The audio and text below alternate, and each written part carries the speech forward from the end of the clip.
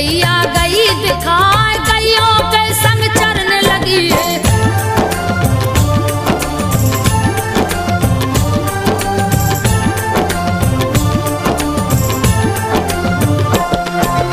गैयों के संग चरने लगी है, ग्वाला देख विचार बना,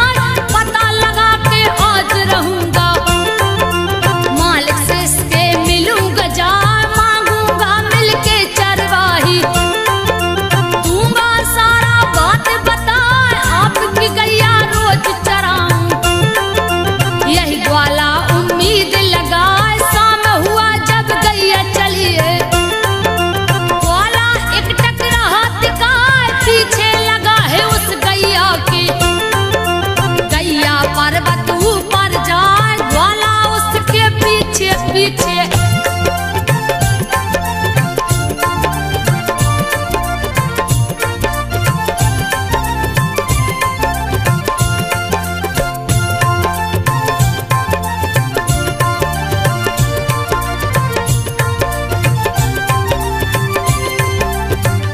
ग्वाला उसके पीछे पीछे, पलक नहीं है तनक झपकाए, ग्वाले को देखत देखत गैया गुफा के अंदर गई समा, द्वार बंद हो गया गुफा का,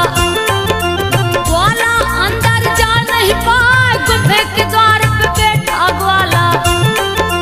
उसके समझ कछु नहीं आ, तभी खुला है द्वार गुफा का, जिससे निकली बुढ़िया माँ, लगी वो पूछने कौन हो बेटा, रहा है ग्वाला सब समझाए, आपकी गैया रोज चराऊं।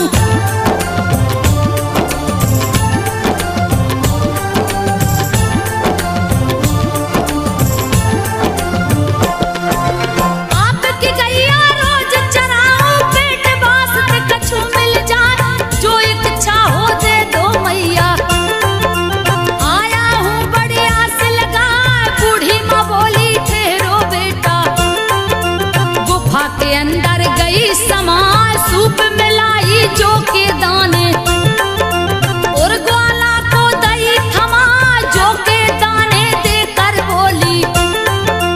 बेटा सुन ले ध्यान लगा, बहुत भयानक है यही जंगल, कैसे अकेला गया तू आ, अब नहीं आना कभी इधर को।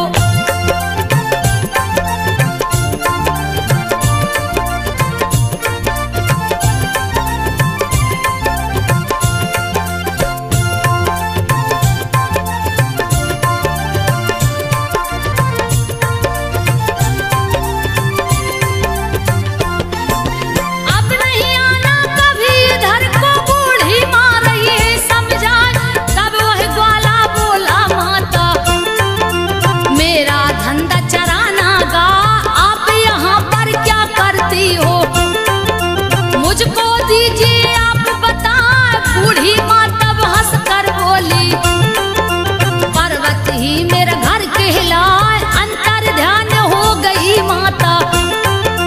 लौट के ग्वाला घर को आ, ज्यों ही गठरी ग्वाला खोला, जो की जगह जविरात दिखाए, हीरे मोती चमक रहे हैं,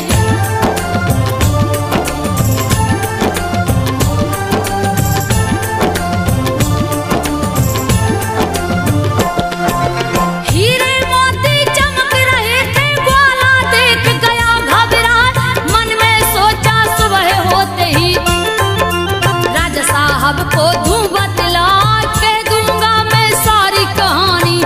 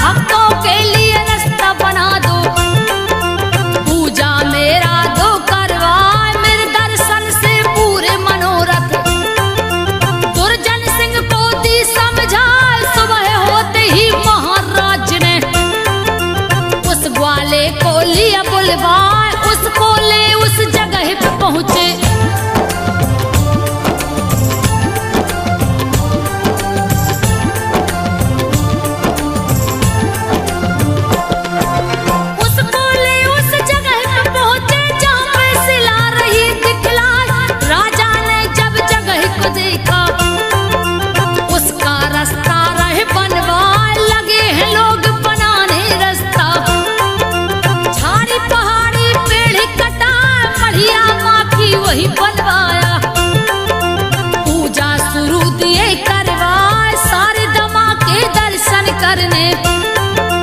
लोगों की भीड़ उमड़ती जाए, पान सुपारी ध्वजा नारियल लाल चुनरिया रहे चढ़ाए, पर्वत ऊपर मैया विराजी।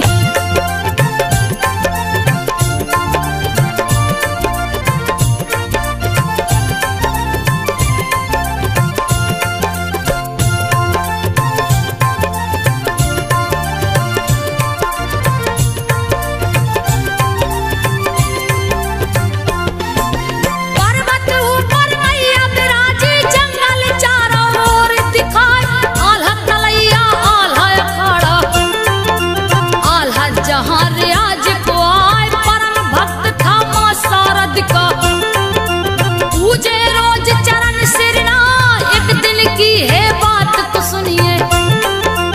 आल्हा सोया पलंग पे जाए, सपने में आई माई शारदा। आल्हा देख गया चकराए, नींद से आल्हा जब जगा है, सारे दमा को सामने पाए, आल्हा से माँ शारदा बोली।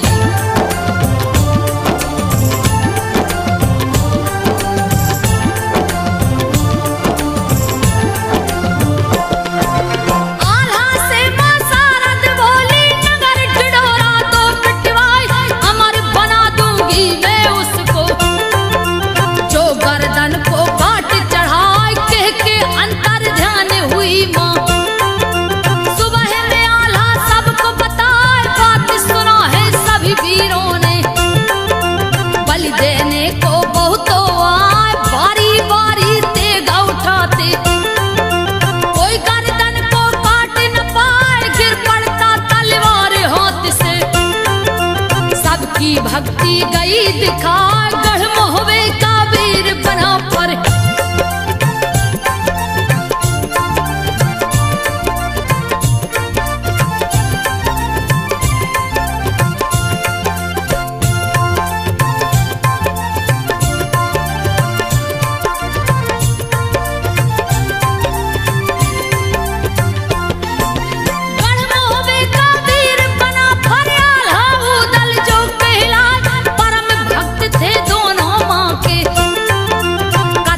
सुनिए ध्यान लगाए, 12 वर्ष तप किया है आला, फिर भी तरस नमा का पाए, तप से उठ घोड़े पे बैठा, हाथ लिया तलवार उठाए, सुमरन करते सारद माँ का। महुआ से मैहर को आए, जंगल नदिया झाड़ी पहाड़ी,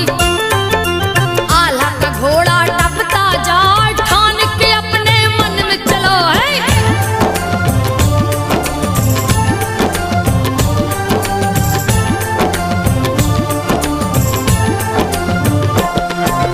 ठान के अपने मन में चला है, गर्दन दूंगा आज चढ़ाए, सपने में जो मान कहा था, त्रिकुट पर्वत दिया निराए, माँ शारद के दर पे पहुंचा, दिया चरणों में शीश झुकाए, गर्दन पे तलवार रख लिया, धड़ से शीश दिया है उड़ाए, एक हाथ में शीश पकड़ के, दिया चरणों में भेंट चढ़ाए, देख आल्हा की भक्ति मैया, मन ही मन में रही मुस्कान, प्रकट हो गई शारदा माता।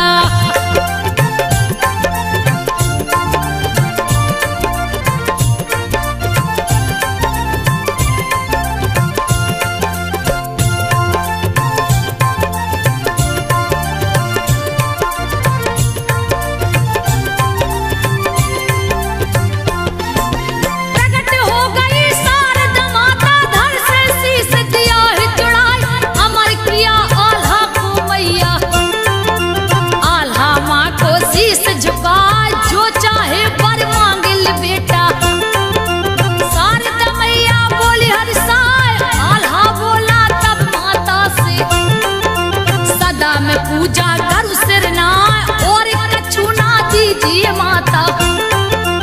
आल्हा की भक्ति कहीं न जाए, जग जननी जगदम्बे अम्बे, शारदा माँ का रूप कहा, माँ शारद से आल्हा बोला।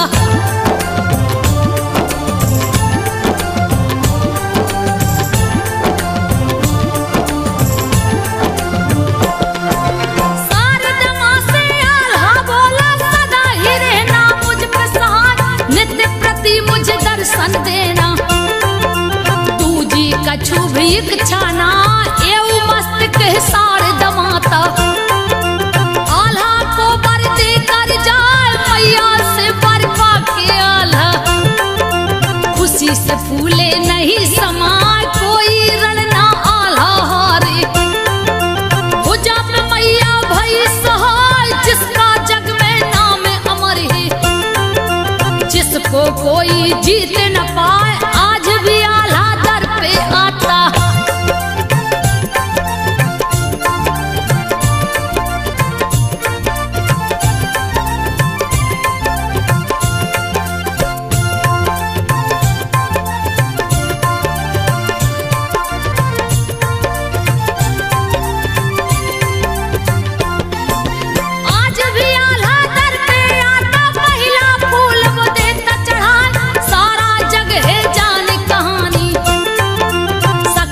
मैया देती बढ़ा को नहीं जानत माँ की महिमा कीर्ति गावत जग थक जाए पीड़ा पुस्तक धारण करती सरस्वती मैया जो कहलाए हंस वाहिनी विद्यादान की ब्रह्मचारिणी तू ही कहा कुमारी भुवनेश्वरी माता सारा जग पूजे सिरनाय परम पूज्य परमेश्वरी माता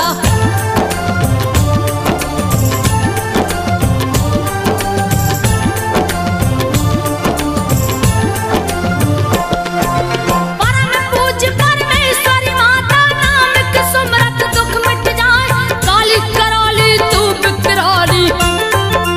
तेरा वचन न खाली जाए रोते सवाली दर पे आवे हंसते हुए वो घर को जाए एक सच्चा दरबार है तेरा पर्वत वासिनी तू कहलाए अति शीघ्र फलदायिनी माता वेद पुराण रहो बतला वह दौलत दुनिया का पाता जिसका स्वर माँ देती सजाए मई हर वाली शारदा मैया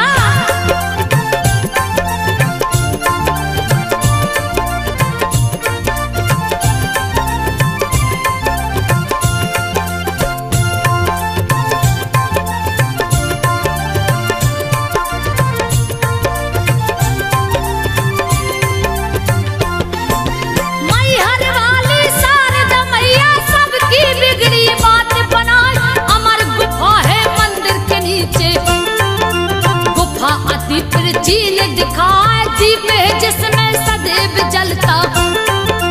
जिसको कोई देख न पाए आल्हा तालाब और आल्हा अखाड़ा मई हर नगर की शोभा बढ़ाए माँ का दर्शन उन्हीं को होता जिसको माता रानी बुलाए बड़ा रे पावन लागे सुहावन लाल ध्वजा है गगन लहराए चलो रे भक्तों मई हर नगरी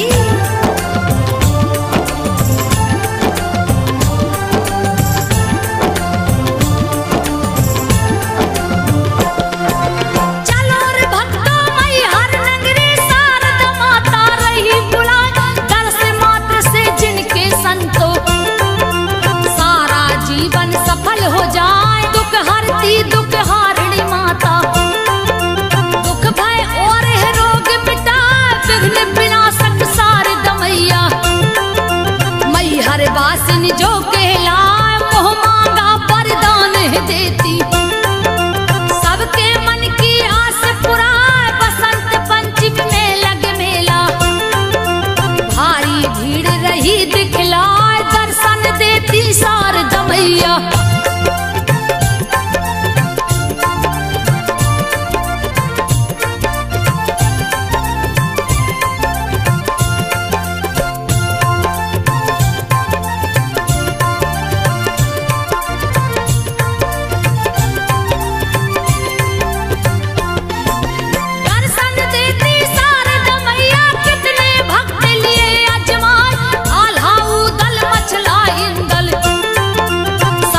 मैया गई दिखा इसकी महिमा कौन बखाने जिनके हाथों जग रचाए सती के संग जहाँ शिव है विराजे सिद्ध शक्ति पीठ धाम कहा बाई और